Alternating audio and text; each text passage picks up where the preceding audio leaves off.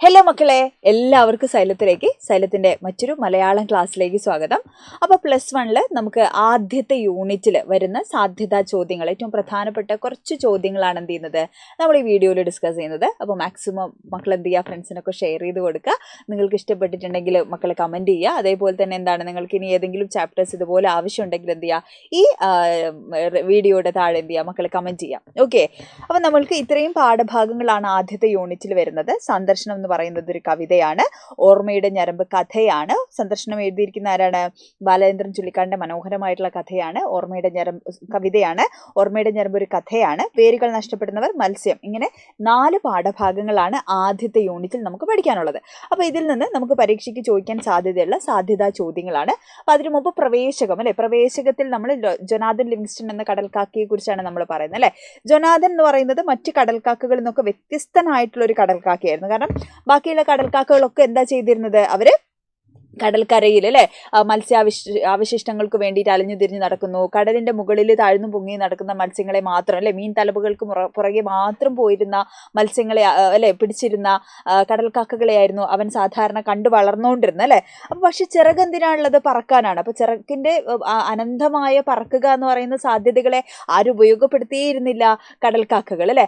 അപ്പോൾ അങ്ങനെയാണ് എന്ത് ചെയ്യുന്നത്, കടൽ പരപ്പിന് മുകളിലേക്ക് അല്ലെ ഇരുളിനെ കീറി മുറിച്ച് ആകാശത്തിന്റെ വിശാലതയിലേക്ക് ആര് പറക്കാൻ ശ്രമിക്കുന്നത്? നമ്മളുടെ ജൊനാഥൻ ലിവിങ്സ്റ്റൺ എന്ന് പറയുന്ന കടൽക്കാക്ക. അപ്പൊ അവന്റെ വീട്ടുകാരും കൂട്ടുകാരും സമുദായ നീതി ഉൾപ്പെടെ എന്താണ് അവനെ തടയുകയാണ് അല്ലെ, ഈ പോകാൻ പാടില്ല എന്ന് പറയണം. അങ്ങനെ ജൊനാഥൻ ഒറ്റപ്പെടുന്നു, സമുദായത്തിൽ നിന്ന് എന്ത് ചെയ്യാണ്, പുറത്താക്കപ്പെടുന്നു. അങ്ങനെ ഒരു ദിവസം പറക്കലിനിടയിൽ എന്ത് ചെയ്യാണ്, അവൻ കടക്കാക്കകളെ പരിചയപ്പെടുകയാണ് അല്ലെ. ജീവിതത്തിന് നിലനിൽപ്പിന് മറ്റൊരർത്ഥവും മാനവും ഉണ്ട് അല്ലെ. നമ്മളൊക്കെ വെറുതെ ജനിച്ച് ജീവിച്ച് മരിച്ചു പോകേണ്ടവരല്ല അല്ലെ. അതിനപ്പുറത്തേക്ക് നമുക്ക് ഒരുപാട് കാര്യങ്ങൾ ചെയ്യാനുണ്ട് എന്ന് ജൊനാഥൻ എന്ത് ചെയ്യാണ്, അവരോട് പറയാണ്. അങ്ങനെ ലക്ഷ്യമാണ് എന്ത് ചെയ്യുന്നത്, നമുക്ക് ഏറ്റവും പ്രധാനം അല്ലെ. അങ്ങനെ ലക്ഷക്കണക്കിന് കടക്കാക്കകളിൽ നിന്നും വ്യത്യസ്തനാവുക എന്ന വലിയ നിശ്ചയത്തോടെ എന്ത് ചെയ്യുന്നു, അവൻ ഉയരങ്ങളിലേക്ക് പറന്നു പോവുകയാണ് അല്ലെ. അപ്പൊ അങ്ങനെ സ്വന്തം വഴി അല്ലെ വേറിട്ട് അല്ലെ നിൽക്കുന്ന. അപ്പൊ ജൊനാഥന്റെ ഏറ്റവും വലിയ സ്വപ്നം എന്ന് പറയുന്നത് എന്തായിരുന്നു? തൻ്റെ വർഗം അല്ലെ, തൻ്റെ ജനം എന്ത് ചെയ്യണം, തനിക്ക് പുറകെ അല്ലെ ആകാശത്തിലേക്ക് ഇരുളിനെ കീറി മുറിച്ചു പോകുന്ന പക്ഷികളായിട്ട് മാറണം എന്നുള്ളതായിരുന്നു ജൊനാഥന്റെ സ്വപ്നം അല്ലെ. അപ്പൊ ജൊനാഥൻ ലിവിങ്സ്റ്റൺ എന്ന് പറയുന്ന കടൽക്കാക്ക ഒരു പ്രതീകമാണോ? ജൊനാഥനിൽ നിന്ന് നിങ്ങൾക്ക് ലഭിക്കുന്ന പ്രചോദനങ്ങൾ എന്തൊക്കെയാണ് എന്നൊക്കെയുള്ള തരത്തിൽ ചിലപ്പോൾ എന്ത് ചെയ്യാം, ചോദ്യങ്ങൾ വരാം അല്ലെ. അപ്പോൾ റിച്ചാർഡ് ബാക്കിന്റെ പ്രസക്തമായിട്ടുള്ള ചെറിയ നോവലാണ് ജൊനാഥൻ ലിവിങ്സ്റ്റൺ എന്ന് പറയുന്ന കടൽക്കാക്ക. അപ്പോൾ ജൊനാഥൻ മറ്റ് കടൽക്കാക്കകളിൽ നിന്ന് എന്ത് ചെയ്യാണ്, വളരെ വ്യത്യസ്തനായിരുന്നു. അത് ബാക്കിയുള്ള കടൽക്കാക്കകൾ എന്താണ്, ഈ മീൻ തലപ്പുകൾക്ക് വേണ്ടി മാത്രം പറക്കുന്ന സമയത്ത് ജൊനാഥൻ എന്ത് ചെയ്യാണ്, കടൽ പരപ്പുകൾക്ക് മുകളിലേക്ക് പറക്കുകയാണ് അല്ലെ.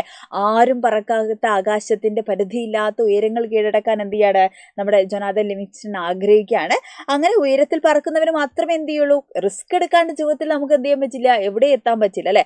അപ്പോൾ ഓരോ ഫാമിലിയിലും നമ്മൾ നോക്കിക്കഴിഞ്ഞാൽ അതിൽ വേറിട്ട് ചിന്തിക്കുന്ന, വേറിട്ട് യാത്ര നടത്തിയിട്ടുള്ള ആളുകളായിരിക്കും എപ്പോഴും എന്ത് ചെയ്തിട്ടുള്ളത്, വിജയം നേടിയിട്ടുണ്ടാവും അല്ലെ. അപ്പൊ തലമുറകളായി മീൻതലകൾക്ക് പുറകെ പായുന്ന സാധാരണ ജീവിതം എനിക്ക് വേണ്ടായിരുന്നു എന്ന് ജൊനാഥൻ പറയാണ് അല്ലെ. അവന് വേണ്ടത് എന്താണ്, എനിക്ക് അങ്ങ് ഉയരങ്ങളിലേക്ക് എൻ്റെ ചിറകിന്റെ അനന്തമായ സാധ്യത ഉപയോഗിച്ച് എന്ത് ചെയ്യണം, എനിക്ക് ആകാശത്തോളം പറക്കണം എന്നുള്ളതായിരുന്നു ജൊനാഥന്റെ ഏറ്റവും വിശാലമായിട്ടുള്ള അല്ലെ ഏറ്റവും വലിയ സ്വപ്നം എന്ന് പറയുന്നത് അല്ലെ.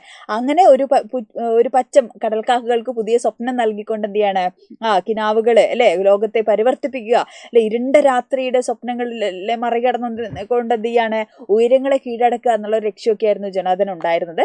അപ്പോൾ ഇങ്ങനെ ഒരുപാട് ആളുകൾ അല്ലെ, സ്വാമി വിവേകാനന്ദൻ ആവട്ടെ, ശ്രീനാരായണ ഗുരു ആവട്ടെ, അബ്ദുൽ കലാം ആവട്ടെ, ഇങ്ങനെ ഒരുപാട് ആളുകൾ എന്ത് ചെയ്തിട്ടുണ്ട്, ഇങ്ങനെ ചിന്തിച്ച് മുന്നേറിയതിന്റെ ഫലം നമ്മൾ അല്ലെ കണ്ട് അറിഞ്ഞ് വായിച്ച് മനസ്സിലാക്കിയിട്ടുണ്ട് അല്ലെ. അപ്പൊ ഇങ്ങനെ ഒരുപാട് അല്ലെ നമ്മൾ ഇന്ന് അനുഭവിക്കുന്ന സ്വാതന്ത്ര്യങ്ങൾക്കും സൗഭാഗ്യങ്ങൾക്കും ഒക്കെ പിറകില് അനേകം മനുഷ്യരുടെ ത്യാഗങ്ങളുണ്ട് അല്ലെ.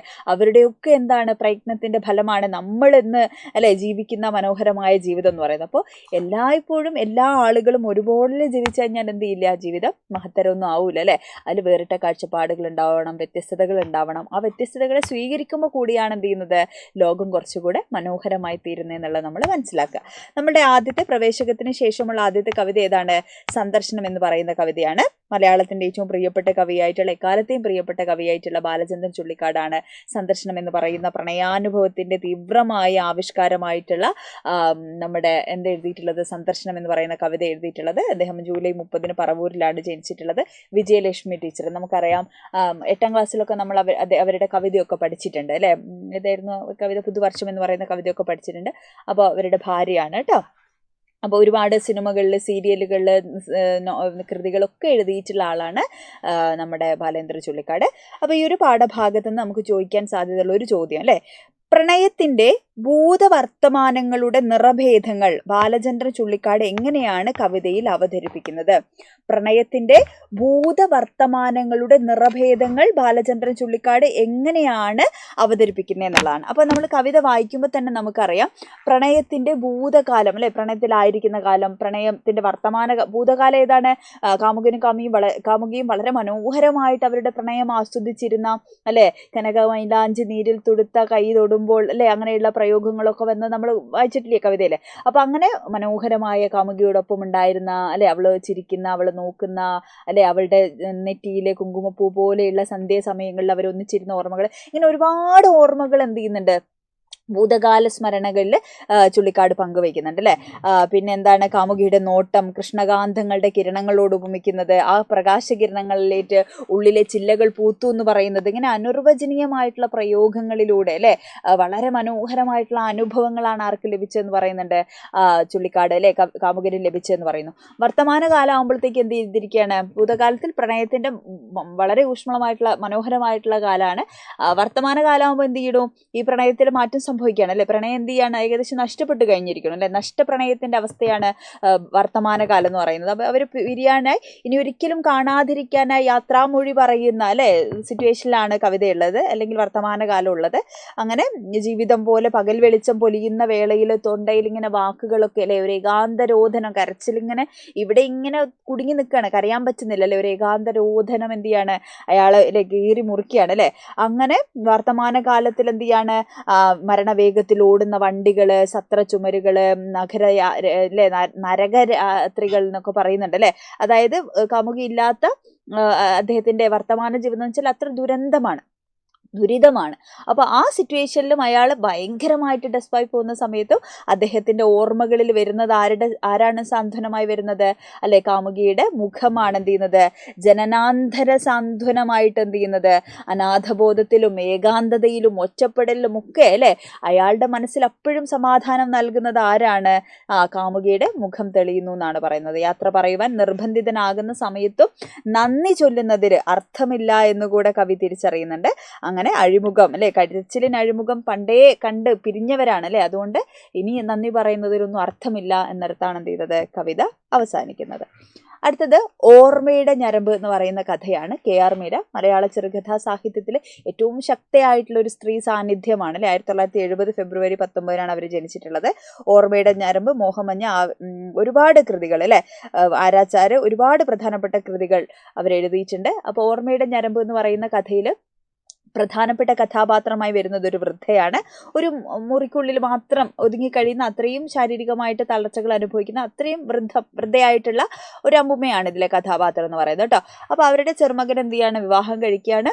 അപ്പോൾ ആ ചെറുമകൻ വിവാഹം കഴിച്ചുകൊണ്ടിരുന്ന പെൺകുട്ടിക്ക് ആദ്യമൊന്നും ഈ അമ്മമ്മനെ ഇഷ്ടമല്ല അല്ലേ. പക്ഷേ ഈ അമ്മുമ്മയായിട്ട് സംസാരിക്കുന്നു. 9 വയസ്സ് മുതലുള്ള ഈ അമ്മുമ്മയുടെ കഥകളൊക്കെ ഈ അമ്മുമ്മ പറയാണ്. അങ്ങനെ പറഞ്ഞ് മിണ്ടി ഈ പെൺകുട്ടി തിരിച്ചറിയാണ്, ഈ അമ്മുമ്മ എൻ്റെ തന്നെ വേറൊരാളാണല്ലോ അല്ലെ, ഈ അമ്മുമ്മ കടന്നു വന്ന വഴിയിൽ കൂടെ തന്നെയാണല്ലോ ഞാനിപ്പോൾ കടന്നു പോകുന്നത്. അപ്പോൾ ഏത് തലമുറകൾ കഴിഞ്ഞാലും സ്ത്രീകൾ അല്ലെ, എല്ലാ തലമുറയിലും പെണ്ണുകൾ എന്താണ്, സമാനമായിട്ടുള്ള ജീവിത അവസ്ഥകളിലൂടെ, അനുഭവങ്ങളിലൂടെയാണ് കടന്നു പോകുന്നതെന്ന് എന്ത് ചെയ്യുന്നു, നമ്മളുടെ കഥ പറഞ്ഞു വെക്കുകയാണ്. ഓക്കെ, അപ്പോൾ നമ്മളുടെ കഥയിൽ അല്ലേ, അപ്പോൾ എല്ലാ തലമുറയിലുള്ളയും സ്ത്രീകളെ തമ്മിൽ ബന്ധിപ്പിക്കുന്ന ഒരു കാണാച്ചങ്ങലയാണ് അവർ. സ്ത്രീകളുടെ ജീവിതത്തിൽ അനുഭവിക്കുന്ന സമാനത നിറഞ്ഞിരിക്കുന്ന അനുഭവങ്ങൾ എന്ന് പറയുന്നത് കേട്ടോ.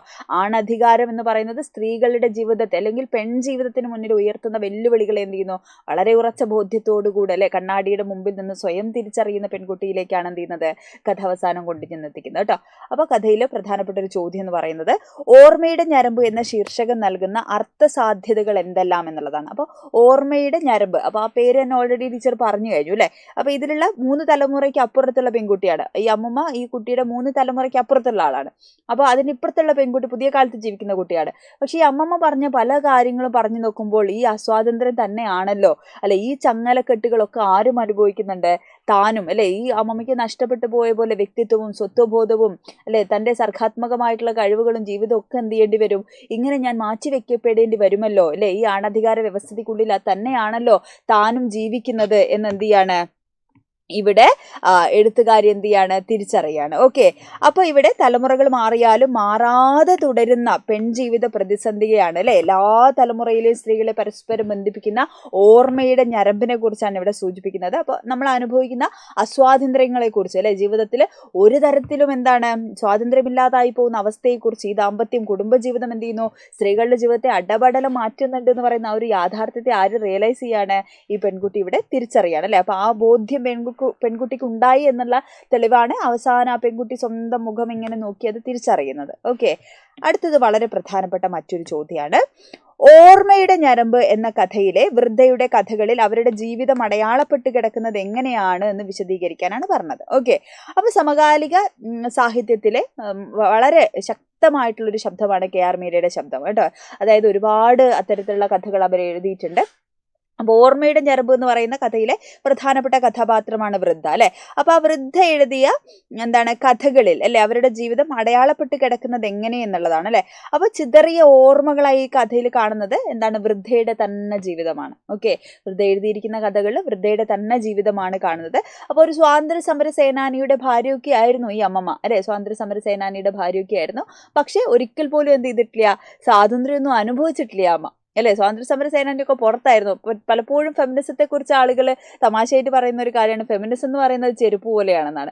പുറത്തൊക്കെ പോയിട്ട് നമ്മൾ പുരുഷന്മാരും സ്ത്രീകളൊക്കെ പോയി പ്രസംഗിക്കും. എന്താ പ്രസംഗിക്കും, സ്ത്രീവാദം അങ്ങനെയാണ്, സ്ത്രീകൾക്ക് സ്വാതന്ത്ര്യം വേണമെന്നൊക്കെ പ്രസംഗിക്കും. പക്ഷെ വീട്ടിൽ കയറുമ്പോൾ ചെരുപ്പ് ഇടുവോ, ഇല്ല, ചെരുപ്പ് നമ്മൾ പുറത്ത് വയ്ക്കും. അതേപോലെയാണ് സ്ത്രീവാദം വീട്ടിന്റെ പുറത്താണ്, അകത്ത് ആരും ഗയിച്ചില്ല. അങ്ങനെ ഗയിച്ചുന്ന ആളുകൾ വളരെ വിരളമാണ് എന്നുള്ളതാണ്. ഓക്കെ, അപ്പോൾ വൃദ്ധയുടെ ആദ്യത്തെ കഥ എന്താണ്, നിരാശയാണ് അല്ലെ.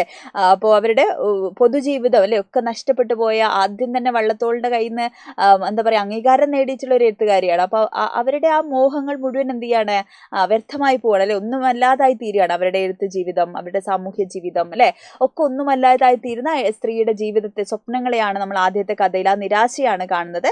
വൃദ്ധയുടെ രണ്ടാമത്തെ കഥ ആണുങ്ങളുടെ കള്ളപ്പേരിലെ കഥ എഴുതുന്നതിനെ കുറിച്ചാണ്. ആദ്യത്തെ കഥ എന്താ എഴുതിയത്, സ്വാതന്ത്ര്യ സമര സേനാനിയുടെ ഭാര്യയായിട്ടും ഒരു വീടിൻ്റെ ഉള്ളിൽ അല്ലെ, സ്വാതന്ത്ര്യ സമര സേനാനിയുടെ ഭാര്യയായിട്ട് ഒരു വീടിൻ്റെ ഉള്ളിൽ എന്താണ് ഒതുങ്ങിപ്പോകുന്ന അല്ലെ, ആ നിരാശയാണ് വൃദ്ധയുടെ ആദ്യത്തെ കഥയിൽ കാണുന്നത്. രണ്ടാമത്തെ കഥ എന്താണ്, പുരുഷന്റെ പേരിൽ അല്ലെ കഥ എഴുതുന്ന, ആണുങ്ങളുടെ പേരിൽ കഥ എഴുതുകയാണ് ഒരു സ്ത്രീ. കാരണം സ്ത്രീകൾക്ക് പിന്നെ എന്താണ് ആളുകൾ സ്വീകരിക്കില്ല അല്ലെ, സ്ത്രീകൾ എഴുതുന്ന കഥകളൊന്നും സ്വീകരിക്കുക, അങ്ങനെ പുരുഷന്റെ പേരിൽ എഴുതുകയാണ്. അപ്പോൾ അങ്ങനെ ആ കഥകൾക്കൊക്കെ സമ്മാനം കിട്ടുന്ന സമയത്ത് എന്ത് ചെയ്യുന്നു, അത് പുരുഷൻ അല്ലെ, ഈ ഭർത്താവ് അതങ്ങ് എന്ത് ചെയ്യണം, ഞാനാണ് അയാൾ എന്ന് പറഞ്ഞിട്ട് എന്ത് ചെയ്യുന്നു, അത് ഏറ്റെടുക്കുന്നതാണ് നമ്മൾ കാണുന്നത്. അപ്പോൾ എഴുത്തുകാരി എന്ന നിലയിൽ വൃദ്ധ കുടുംബത്തിനുള്ളിൽ അനുഭവിച്ച അസ്വാതന്ത്ര്യങ്ങൾ തന്നെയാണ് ഈ കഥകളിൽ ഉടനീളം നമുക്ക് കാണാൻ പറ്റുക കേട്ടോ. ആദ്യത്തെ കഥയിലാണെങ്കിലും രണ്ടാമത്തെ കഥയിലാണെങ്കിലും ഈ വൃദ്ധയായ അമ്മമ്മയുടെ ജീവിതം തന്നെയാണ് പ്രതീകവൽക്കരിക്കുന്നത് നമുക്ക് പറയാം. പെണ്ണായ ചോറും കറിയും വെക്കണം, പ്രസവിക്കണം, കുഞ്ഞുങ്ങൾ നോക്കണം, ഭർത്താവിനെ നോക്കണം അല്ലെ. അപ്പൊ കഥയും കവിതയൊക്കെ എഴുതുകയൊക്കെ ആയിട്ട് കുടുംബത്തിന് എന്ത് പ്രയോജനം എന്ന് അമ്മായിയമ്മ എന്നും ചോദിക്കും അല്ലെ ഈ എഴുത്തുകാരിനോട് അല്ലെ. അപ്പൊ എഴുത്ത് ജീവിതത്തിന്റെ അസ്വാതന്ത്ര്യങ്ങളെയാണ് ഈ ചോദ്യങ്ങളൊക്കെ സൂചിപ്പിക്കുന്നത്. ഒരു അമ്മയാണ്, ഒരു സ്ത്രീയാണ്, പക്ഷെ എന്നിട്ടും എന്ത് ചെയ്യും, അവരൊക്കെ പഠിച്ചു വരുന്ന എന്താണ്, ഇങ്ങനെയാണ് സ്ത്രീകളുടെ ജീവിതം, ഇങ്ങനെയാണ് ജീവിക്കേണ്ടത് അല്ലെ, ബാക്കിയുള്ള ആളുകൾ നോക്കുക, കെയർ ചെയ്യുക എന്നുള്ളതാണ് സ്ത്രീകളുടെ ജോലി എന്നാണ് എന്ത് ചെയ്തത് എല്ലാ കാലത്തും അമ്മമാര് അല്ലെങ്കിൽ സ്ത്രീകൾ എന്ത് ചെയ്തത്, സ്ത്രീകളെ തന്നെ പറഞ്ഞ് വിശ്വസിപ്പിച്ചുകൊണ്ടിരുന്നത്. കാരണം സമൂഹം അങ്ങനെയാണ് അവരെ പഠിപ്പിച്ചുകൊണ്ടിരുന്നത് അല്ലെ. അങ്ങനെ ഒളിച്ചും പാത്തും കഥ എഴുതേണ്ടി വന്ന അവരുടെ എഴുത്ത് ജീവിതമാണ് രണ്ടാമത്തെ കഥയിൽ എന്ത് ചെയ്യുന്നത്, അടയാളപ്പെട്ട് കിടക്കുന്നത്. മൂന്നാമത്തെ കഥയുടെ ശീർഷകം എന്നോ ഉള്ളടക്കം എന്നോ പറയാനാവാത്ത വിധം അല്ലെ ഒരു വാക്ക് മാത്രമാണ് അമ്മ പറയുന്നത്. എന്താ പറയുന്നത്, ദുർമരണം അല്ലെ. അത് അവരുടെ ജീവിതത്തിന്റെ ആകെ എന്താണ് അർത്ഥം ധ്വനിപ്പിക്കുന്ന തരത്തിലുള്ള ഒരു വാക്കാണ് ദുർമരണം എന്നുള്ള വാക്ക് അല്ലെ. അപ്പോൾ 9 വയസ്സുള്ള കാലത്തെ ടീച്ചർ പറഞ്ഞു ഓൾറെഡി, വള്ളത്തോളിന്റെ കയ്യിൽ നിന്ന് പുരസ്കാരമൊക്കെ നേടുന്ന നേടുന്ന അല്ലേ എന്താ പറയുക, അങ്ങനെയുള്ളൊരു പെൺകുട്ടിയാണ് അല്ലേ, പ്രതിഭാശാലി എന്ന അഭിനന്ദനം നേടുന്ന ഒരു പെൺകുട്ടിയാണ്.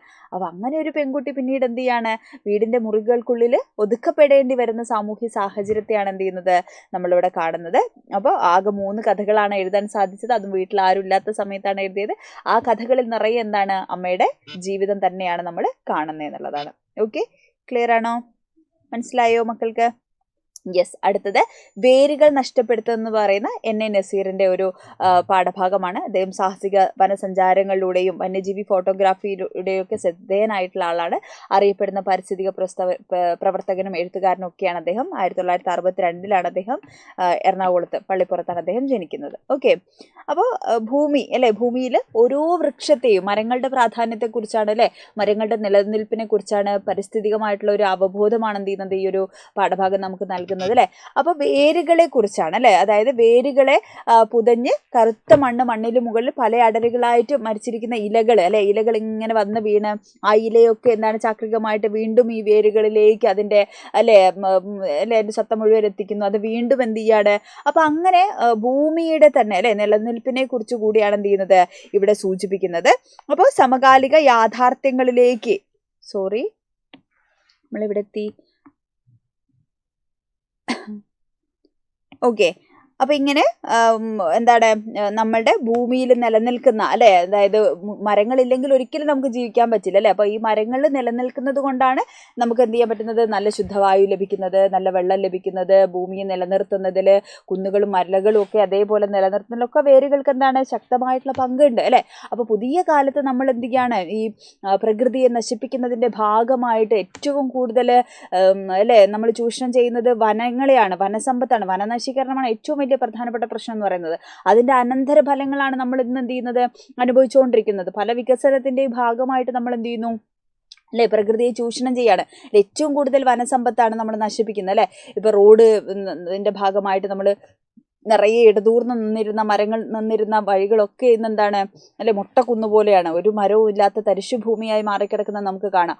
ഇതുപോലെ എന്താണ് നമ്മളുടെ ശുദ്ധവായു അല്ലേ എല്ലാം മലിനമായി കൊണ്ടിരിക്കുകയാണ്. ഇപ്പം നമുക്കറിയാം ഉരുൾപൊട്ടൽ പോലെയുള്ള ഭീകരമായിട്ടുള്ള ദുരന്തങ്ങളൊക്കെ, മണ്ണൊലിപ്പിനെ ഏറ്റവും കൂടുതൽ ഒരു പരിധിവരെ തടയുന്ന എന്താണ്, മരങ്ങളാണ്. അപ്പോൾ ഇപ്പോൾ കാട്ടിലേക്ക് കൂടെ നമ്മൾ കയറുകയാണ്. ഇപ്പോൾ റിസോർട്ടുകളും ഇതൊക്കെ എവിടെയാണ്, കാടുകളിലാണ് നമ്മൾ നിർമ്മിക്കുന്നത് അല്ലേ. അപ്പോൾ അതുകൊണ്ട് തന്നെ എന്ത് ചെയ്യുന്നു, ഈ വനസമ്പത്ത് ഒരു പരിധിവരെ നമുക്ക് നഷ്ടപ്പെടണം. അപ്പോൾ വനത്തിൻ്റെ അല്ലെങ്കിൽ കാടുകളുടെ മരങ്ങളുടെ പ്രാധാന്യത്തെക്കുറിച്ച്, പരിസ്ഥിതിയെ നിലനിർത്തേണ്ടതിൻ്റെ ആവശ്യകതയെക്കുറിച്ചൊക്കെയാണ് എന്ത് ചെയ്യുന്നത് ഈ ഒരു പാഠഭാഗത്ത് നമ്മൾ പഠിക്കുന്നത്. അപ്പോൾ ഇവിടെ ചോദ്യം, ഓരോ വൃക്ഷവും വേരുകളിലൂടെ ആകാശത്തോളം ഉയർന്നു നിൽക്കുന്നത് ആസ്വദിക്കണമെങ്കിൽ നാം വേരുകൾക്കൊപ്പം ഭൂമിയോളം താഴണം. കാട് നൽകുന്ന ജീവിത പാഠങ്ങൾ എന്തൊക്കെയാണെന്നാണ് ചോദിക്കുന്നത് അല്ലേ. അപ്പം നമ്മൾ മരങ്ങൾ, അതിൻ്റെ വേരിൻ്റെ ദൃഢത, അതിൻ്റെ പ്രാധാന്യം നമുക്ക് മനസ്സിലാവണമെങ്കിൽ അല്ലേ, അതിൻ്റെ ഫലം നമുക്ക് തിരിച്ചറിയണമെങ്കിൽ എന്ത് ചെയ്യണം, വേരുകളിലൂടെ ആകാശത്തോളം ഉയർന്നു നിൽക്കുന്ന മരത്തെ നമുക്ക് ആസ്വദിക്കാനാവണം. അതെങ്ങനെ ആസ്വദിക്കാനാവുക, അതിനെ വേരോളം താഴണം എന്നാണ് പറയുന്നത്. ഓക്കെ, അതായത് നമ്മൾ മനുഷ്യൻ അവൻ്റെ അടങ്ങാത്ത ആഗ്രഹങ്ങൾക്ക് വേണ്ടി നമ്മൾ ഓരോന്നായിട്ട് ഇല്ലായ്മ ചെയ്യാണ്. ഭൂമിയിലെ ഓരോ സാധനങ്ങളും നമ്മൾ എന്ത് ചെയ്യാണ്, ഇല്ലായ്മ ചെയ്തുകൊണ്ടിരിക്കുന്ന ഒരു കാലഘട്ടത്തിലാണ് നമ്മൾ ജീവിക്കുന്നത് അല്ലേ. അപ്പോൾ നമ്മളെന്താണ് മണ്ണിൻ്റെ ആഴങ്ങളിലേക്ക് അല്ലേ വേരൂഴ്ന്നി അല്ലേ അതിൻ്റെ ശിഖരങ്ങളിലേക്ക് എന്ത് ചെയ്യാണ്, അതിൻ്റെ എന്താ പറയുക അല്ലേ മണ്ണിൽ നിന്ന് വലിച്ചെടുക്കുന്ന സാധനങ്ങളൊക്കെ അല്ലെ വേരുകളിലൂടെ വലിച്ചെടുത്തിട്ടാണ് എന്ത് ചെയ്യുന്നത്, അതത്ര മനോഹരമായിട്ട് ഉയരങ്ങളിലേക്ക് അതിന് അത്ര ദൃഢതയോടുകൂടെ വളരാൻ സാധിക്കുന്നത് അല്ലേ. അപ്പം അങ്ങനെ വേരുകളുടെ സൗന്ദര്യം അല്ലെ അത് നമുക്ക് തിരിച്ചറിയണമെങ്കിൽ എന്ത് ചെയ്യണം, പുതിയ കാലത്ത് നമ്മൾ അവനവൻ്റെ വേരുകൾ പോലും മറക്കുന്ന മനുഷ്യരാണ്. നമുക്ക് കുടുംബമായിക്കോട്ടെ, നാടാവട്ടെ അല്ലേ, നമ്മളുടെ ഇതൊക്കെ ശിഥിലമായിക്കൊണ്ടിരിക്കുന്ന ഒരു കാലമാണ്. വേരുകൾ പോലും മറക്കുന്ന മനുഷ്യൻ്റെ കാലത്ത് അവനെങ്ങനെയാണ് വെറുതെ മരങ്ങളുടെ വേരുകളെ കുറിച്ച് അന്വേഷിക്കേണ്ട ആവശ്യമുണ്ടോ എന്നുള്ളതാണ് അല്ലേ. അപ്പോൾ താൻ മാത്രമല്ല എല്ലാ ജീവജാലങ്ങളും ഭൂമിയുടെ അവകാശിയാണ് എന്ന് തിരിച്ചറിയുന്നിടത്താണ് എന്ത് ചെയ്യുന്നത്, നമ്മൾ ഈ പറയുന്ന പ്രകൃതിയൊക്കെ നമ്മൾ ചേർത്ത് നിർത്തുന്നത് അല്ലേ. പരിസ്ഥിതിയുടെ സന്തുലനം വേരുകളുടെ പോലെ ആർദ്രതയുടെയും അലിവിൻ്റെയും ആഴങ്ങൾ കണ്ടെത്താൻ സാധിച്ചാലാണ് എന്ത് ചെയ്യുന്നത്, പ്രകൃതിയെ സ്നേഹിക്കാനും മനസ്സിലാക്കാനും ഒക്കെ നമുക്ക് തരുന്നു എന്ന് പറയുന്നത്. അപ്പോൾ കാട് നൽകുന്ന പാഠങ്ങൾ ഓരോന്നും എന്താണ്, വളരെ വലുതാണ് അല്ലേ. അപ്പോൾ ആകാശത്തെ തൊടാനായിരുന്ന വൃക്ഷത്തിൻ്റെ കരങ്ങൾക്ക് അല്ലെങ്കിൽ ശിഖരങ്ങൾക്ക് എന്താണ് അത്രയും കരുത്ത് നൽകുന്നത് എന്താണ്, അതിൻ്റെ ആഴത്തിലുള്ള വേരുകളാണ് അല്ലേ. അപ്പോൾ വേരുകളുടെ ആ ഒരു വലുപ്പം അല്ലെ അതിൻ്റെ ഒരു ദൃഢത മനസ്സിലാണെങ്കിൽ നമ്മൾ എന്ത് ചെയ്യണം? വേരുകളോടൊപ്പം ഭൂമിയോടൊപ്പം താഴ്ന്ന് അല്ലെ അതിനെ കൂടെ ചേർത്ത് നിർത്തി അല്ലെ അതിൻ്റെയൊക്കെ പ്രാധാന്യം തിരിച്ചറിഞ്ഞ് ഇതെല്ലാം ഉണ്ടെങ്കിലേ നമുക്കും ജീവിക്കാനാവൂ എന്ന് പറയുന്ന പ്രാധാന്യം തിരിച്ചറിയുമ്പോൾ മാത്രമാണ് എന്ത് ചെയ്യുന്നത്? അതൊക്കെ നമുക്ക് തിരിച്ചറിയാനാവുള്ളൂ എന്നാണ് എഴുത്തുകാരൻ പറയുന്നത്. ഓക്കെ, അടുത്ത നമ്മളുടെ പാഠഭാഗം എന്ന് പറയുന്നത് മത്സ്യം എന്ന് പറയുന്ന കവിതയാണ്. ഓക്കെ, മലയാളത്തിലെ വളരെ പ്രധാനപ്പെട്ട ഉത്തരാധുനിക കവികളിൽ ഒരാളാണ് ടി.പി. രാജീവൻ. നമ്മളുടെ പാലേരി മാണിക്യം ഒരു പാതിരാ കൊലപാതകം എന്നൊക്കെ പറയുന്ന ആ സിനിമയൊക്കെ ഉണ്ടല്ലോ, അപ്പോൾ അതിൻ്റെ കൃതിയൊക്കെ എഴുതിയിട്ടുള്ള ആളാണ്. KTN കോട്ടൂർ എഴുത്തും ജീവിതവും, പുറപ്പെട്ടു പോകുന്ന വാക്ക്, അങ്ങനെ ഒരുപാട് കൃതികൾ എഴുതിയിട്ടുള്ള ഉത്തരാധുനിക കവികളിൽ ഒരാളാണ്. ഉത്തരാധുനിക കവിത എന്ന് പറഞ്ഞു കഴിഞ്ഞാൽ അതായത് വളരെ ലളിതമായിരിക്കും, പക്ഷെ ഗഹനമായിട്ടുള്ള ആശയങ്ങൾ അല്ലെ വളരെ വിശാലമായിട്ടുള്ള കാര്യങ്ങളെ ഉൾക്കൊള്ളുന്ന കവിതകളായിരിക്കും എന്നാണ് പറയുന്നത്. അപ്പോൾ ഈ ഒരു കവിത എന്ന് പറയുന്നത് മത്സ്യം എന്ന് പറയുന്നത് ചെറുതുകളുടെ അതിജീവനമാണ്. ഓക്കെ, ചെറുതുകളുടെ സാധാരണക്കാരായ അരികുവൽക്കരിക്കപ്പെട്ട പാർശ്വവൽക്കരിക്കപ്പെട്ട മനുഷ്യരുടെ പ്രതീകമാണ് ഇവിടെ മത്സ്യം എന്ന് പറയുന്നത് അല്ലെ. ഒറ്റപ്പെട്ടു പോകുന്നതിന്റെ അരക്ഷിതാവസ്ഥയും ഒറ്റയ്ക്കാണെങ്കിലും പൊരുതി ജീവിക്കാനുള്ള ശ്രമങ്ങളും ഇക്കാലത്തെ മനുഷ്യന്റെ പ്രത്യേകതയായിട്ട് നമുക്ക് പറയാൻ പറ്റും അല്ലെ. മനുഷ്യ ജീവിതത്തെ അസ്വസ്ഥമാക്കുന്ന പല സാഹചര്യങ്ങളെയും പ്രതീകാത്മകമായിട്ട് മത്സ്യത്തിൽ എന്ത് ചെയ്യാൻ പറ്റുന്നു? നമുക്ക് കാണാനാവുന്നു എന്നുള്ളതാണ്. ആഗോള വിപണി, മുതലാളിത്തം, സാധാരണ ജീവിതത്തെ ഹനിക്കുന്നതാണ് ഇതൊക്കെ അല്ലെ. അപ്പൊ വലക്കണ്ണികള്, പരുന്തിന്റെ ആക്രമണം, ഉപ്പളങ്ങള്, ഇതൊക്കെ അപകട സാധ്യതകളാണ് അല്ലെ. അപ്പൊ ഒരു കുഞ്ഞു മീനാണ് അല്ലെ. ഈ കുഞ്ഞു മീൻ എന്ന് പറയുന്നത് എന്തിന്റെ സൂചനയാണ്? മനുഷ്യൻ അല്ലെ. അതായത് നമ്മളുടെ ഭൂമിയിൽ എന്താ പറയുക മാറ്റി നിർത്തപ്പെട്ട മനുഷ്യരുണ്ട്. അപ്പോൾ സ്ത്രീകൾ അനുഭവിക്കുന്ന അല്ലേ, സ്ത്രീകള്, പിന്നെ എന്താ പറയുക ചില പ്രത്യേക വിഭാഗങ്ങൾ, ജാതി മതവിഭാഗങ്ങൾ, അങ്ങനെയുള്ള ലിംഗവ്യത്യാസമുള്ള മനുഷ്യർ. അപ്പോൾ ഇങ്ങനെയുള്ള ആളുകളൊക്കെയാണ് എന്ത് ചെയ്യുന്നത്? ഈ ചെറുതുകളുടെ ഏറ്റവും സാധാരണക്കാരായിട്ടുള്ള മനുഷ്യരെയാണ് ഇവിടെ മത്സ്യം എന്നത് പ്രതിനിധീകരിക്കുന്നത്. അതേപോലെ തന്നെ ഇവിടെ കടൽ അല്ലെ. കടൽ എന്ന് പറയുന്നത് എന്താണ്? ഇവിടെ സമൂഹം അല്ലെങ്കിൽ ലോകമാണ്. ഓക്കെ, ലോകത്തിന്റെ പ്രതിനിധിയാണ് ആര്? ഇവിടെ കടൽ എന്ന് പറയുന്നത്. ഓക്കെ, അപ്പോൾ ഇത് കടലുള്ള എന്താ പറയുക ഓരോ സ്ഥലത്തും തിങ്ങി അല്ലെ ഈ മനുഷ്യർ മീൻ നേരിടുന്ന വെല്ലുവിളികളാണ്. വലക്കണ്ണി, പരുന്തിന്റെ ആക്രമണം, ഉപ്പളങ്ങൾ അല്ലെ. അപ്പൊ ഇങ്ങനെയുള്ള ഒരുപാട് അപകട സാധ്യതകൾ എന്ത് ചെയ്യുന്നു? മറികടന്ന് അതിജീവിച്ചാണ് എന്ത് ചെയ്യുന്നത്? ഈ മത്സ്യം മുന്നോട്ട് പോകുന്നത്. അപ്പോൾ ഈ മത്സ്യങ്ങളുടെ അരികുവൽക്കരിക്കപ്പെട്ട മനുഷ്യരുടെ അതിജീവനമാണ് ആക്ച്വലി എന്ത് ഈ കവിത എന്ന് നമുക്ക് മനസ്സിലാക്കാം അല്ലെ. അപ്പൊ മനുഷ്യ സ്വാതന്ത്ര്യം ഇല്ലാതാക്കപ്പെടുന്നത് സ്വന്തം ചുറ്റുപാടുകളിലാണ്. ആ ചുറ്റുപാടുകളുടെ നാശം നമ്മുടെ ആവാസ വ്യവസ്ഥയുടെ നാശത്തെ തന്നെയാണ് എന്ത് ചെയ്യുന്നത്? സൂചിപ്പിക്കുന്നത് അല്ലെ. അപ്പൊ മത്സ്യത്തിന്റെ സ്വതന്ത്ര ജീവിതത്തിന്റെ അപകടപ്പെടുത്തല് കൈചൂണ്ടുന്നത് മനുഷ്യ ജീവിതത്തിന്റെ തന്നെ അനിശ്ചിതത്വത്തിലേക്കാണെന്ന് പറയുന്നു. മനുഷ്യ സ്വാതന്ത്ര്യത്തെയാണ് മത്സ്യം പ്രതിദാനം ചെയ്യുന്നത്. ഒരു സമൂഹത്തിന്റെ ഭാഗമായി നിൽക്കുമ്പോഴും തികച്ചും സ്വതന്ത്രനായിട്ട് നിൽക്കാൻ എന്താണ് ശ്രമിക്കുന്ന ചെറുതുകളുടെ പ്രതിനിധിയാണ് ഇതിലെ മത്സ്യം അല്ലെ. സ്വന്തം അസ്തിത്വം ഉയർത്തിപ്പിടിച്ച് മുന്നേറുമ്പോഴും പുറകിൽ എന്താണ്? അവന്റെ ആവാസ വ്യവസ്ഥ തന്നെ, അവന്റെ കടല് തന്നെയാണ് എന്ത് ചെയ്യുന്നത്? അവനെ പിന്തുടരുന്നത് അല്ലെ, അവനെ ഇല്ലാതാക്കാൻ വേണ്ടി പിന്തുടരുന്ന നമ്മൾ കാണുന്നത്. പുറകിൽ അവനെ ദഹിപ്പിക്കാൻ കടല് പാഞ്ഞെത്തുന്നുണ്ട്. മുന്നിലെ തടസ്സങ്ങളിൽ മാത്രം ശ്രദ്ധയൂന്നി കൊതിക്കുന്ന അവനെ നശിപ്പിക്കാൻ ശ്രമിക്കുന്നത് സ്വന്തം ആവാസ വ്യവസ്ഥ തന്നെയാണ് എന്ന് പറയാണ്. ഒരു പ്രലോഭനങ്ങളിലും വീഴാത്ത സ്വാതന്ത്ര്യ ബോധമാണ് ഇവിടെ മത്സ്യത്തിന്റെ കരുത്തായി മാറുന്നത്. ലോകം മുഴുവൻ തനിക്കെതിരെ തിരിയുമ്പോഴും എല്ലാറ്റിൽ നിന്നും രക്ഷപ്പെട്ട് പുതിയൊരു വ്യവസ്ഥ അല്ലെ കെട്ടിപ്പടുക്കാൻ വേണ്ടി തുനിയുന്ന മത്സ്യത്തെയാണ് എന്ത് ചെയ്യുന്നത്? ഒരു പ്രായോഗിക നിർമ്മിതി കൂടിയായിട്ട് എന്തിനും നമുക്ക് കാണാൻ പറ്റുന്നു? ഇതിലെ മത്സ്യത്തെ നമുക്ക് കാണാൻ പറ്റും. അപ്പൊ ഇതിലുള്ള ഒരു ചോദ്യം നമുക്ക് നോക്കാം. പാർശ്വവൽക്കരിക്കപ്പെട്ട ഒരു ജനതയെ മത്സ്യം പ്രതിനിധാനം ചെയ്യുന്നുണ്ടോ? തീർച്ചയായിട്ടും അല്ലെ. അപ്പൊ നമ്മുടെ ചുറ്റുപാട് നടക്കുന്ന പ്രസന്റ് ലൈഫിലേക്ക്, വർത്തമാനകാലത്തിലെ സമകാലിക സാഹചര്യങ്ങളിലേക്ക്, യാഥാർത്ഥ്യങ്ങളിലേക്ക് വിരൽ ചൂണ്ടുന്ന ഒരു കവിതയാണ് മത്സ്യം എന്ന് നമുക്ക് പറയാം. ഇരകളുടെ എണ്ണമൊക്കെ വർദ്ധിച്ചുകൊണ്ടിരിക്കുന്ന ഒരു സമൂഹത്തെയാണെന്ന് നമ്മൾ അഭിമുഖീകരിക്കുന്നത് അല്ലെ. നിരന്തരം പ്രശ്നങ്ങളാണ്.